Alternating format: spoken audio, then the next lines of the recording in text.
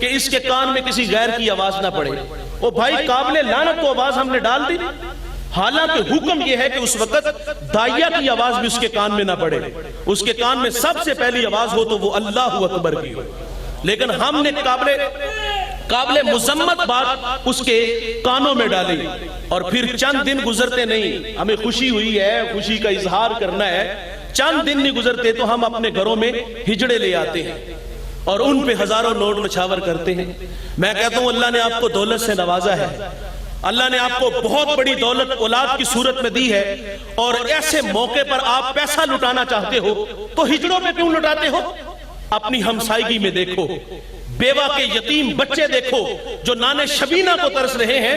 اگر دولت لٹانے کا شوق ہے تو ان غرباء پہ لٹاؤ، ان مساکین پہ لٹاؤ. لیکن ہماری دولت کہاں لٹتی ہے؟ جہاں نفس کو حظ ملتا ہے. کتوں کی لڑائی آئی تو وہاں لٹایا، کرکٹ میچ آیا تو وہاں 1 لاکھ کا انعام دیا. ہم نے دولت وہاں دی جہاں دولت لٹانے سے نفس کو حظ ملا. کاش کہ ہم دولت وہاں دیتے جہاں لٹانے سے رب راضی ہوتا. وہ ایک شاعر کہتا ہے، دیکھا ہے میں نے شہر میں کوڑے کے ڈھیر پر 2 بچے لڑ رہے تھے فقط ایک بیر پر.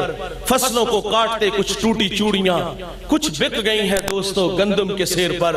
اور گندم امیر شہر کی ہوتی رہی خراب، بیٹی مگر غریب کی فاقوں سے مر گئی. اور محسن نقوی کہتا ہے، محسن یہ غریب لوگ بھی تنکوں کا ڈھیر ہوا کرتے ہیں، کبھی پانی میں بہ گئے تو کبھی ملبے میں دب گئے.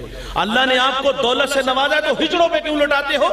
ہمارے گجرانوالہ دلہ چوک پہ ایک بوڑھا دن دہاڑے آٹے کا تھیلا اٹھاتا ہے اور دھوڑ لگاتا ہے. نحیف تھا، چند قدم چلا کہ لوگوں نے پکڑ لیا اور خوب زد و کوب کیا. اور بعد میں سوال کیا، بوڑھے یہ جرت کیوں کی؟ تو اس بوڑھے کی آنکھوں میں آنسو تھے. کچھ زخم لوگوں نے دیے اور کچھ زخم اس کے سینے میں تھے. کہا کہ یہ جرت کیوں کی؟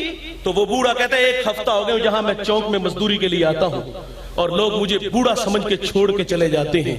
ہفتہ ہو گیا میرے گھر میں بچے بھوک سے مر رہے ہیں، آج ان کی بھوک دیکھی نہیں گئی تو چوری کرنے پہ آمادہ ہوا. اور دولت یہاں لٹاؤ.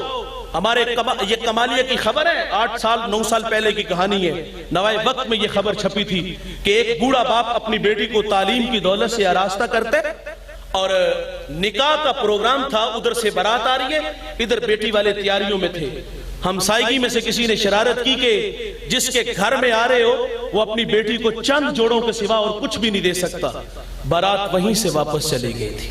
بتاؤ اس بوڑھے باپ کے دل پہ کیا گزری ہوگی؟ اس بیٹی کے زخم پر جو کچوکے اور زخم لگے تھے اس کا مداوع کس نے کرنا تھا؟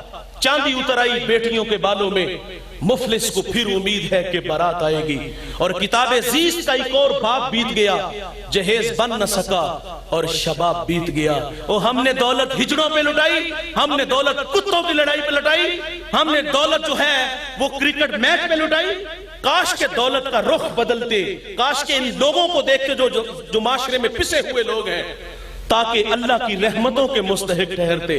ہمیں بیٹا ملا تو ہم نے ہجڑے نچائے، اور پھر وہی بیٹا جب بالغ ہوتا ہے، شادی کے قابل ہوتا ہے، تو ہم نے اپنے ہمسایہ ملک سے جو رسومات لی ہیں اور رسم حنا کے موقع پر جو اختلاط و مرد و زن اور ڈھولک کی تھاپ پر ماں بھی، بہن بھی، بھائی بھی، یہاں تک ہم نے دیکھا کہ بوڑھی دادی بھی ناچتی ہے. کیا یہ اسلام ہے؟ کیا یہ خوشی ہے؟ اسلام خوشی سے منع نہیں کرتا.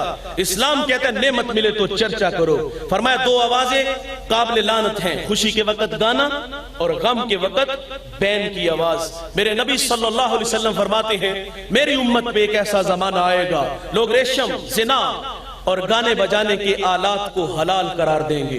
قریب آقا فرماتے میری امت پہ ایک ایسا زمانہ آئے گا لوگ شرابیں پیئیں گے، یسمونہا بغیر اسمہا، فرمایا اس کا نام بدل دیں گے. یوزفو علی رؤوسہم بالمعازف والمغنیات، فرمایا ان کے سروں پر باجوں گاجوں اور ناچ گانے والیوں کا شور اور ہنگامہ ہوگا.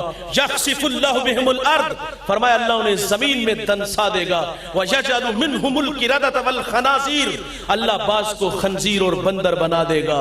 فرمایا جب قوم کا بیٹا آوارہ مزاج ہوگا، شرابیں پیے گا، نام بدلے گا، تو پھر اللہ کی رحمت ایسی قوم سے روٹ جائے گی. فرمایا جب موسیقی دن ہوگی تو پھر کیا ہوگا؟ جزوی عذاب یہ آئے گا کہ اللہ انہیں زمین میں دنسا دے گا. آپ تھوڑا سا ماضی کی اوراق پلٹ کے دیکھیے 2005 میں صبح 9 بجے ایک جھٹکا لگا تھا. وہ جھٹکے یہاں بھی محسوس کیے گئے اور شمالی علاقہ جات میں بھی محسوس کیے گئے.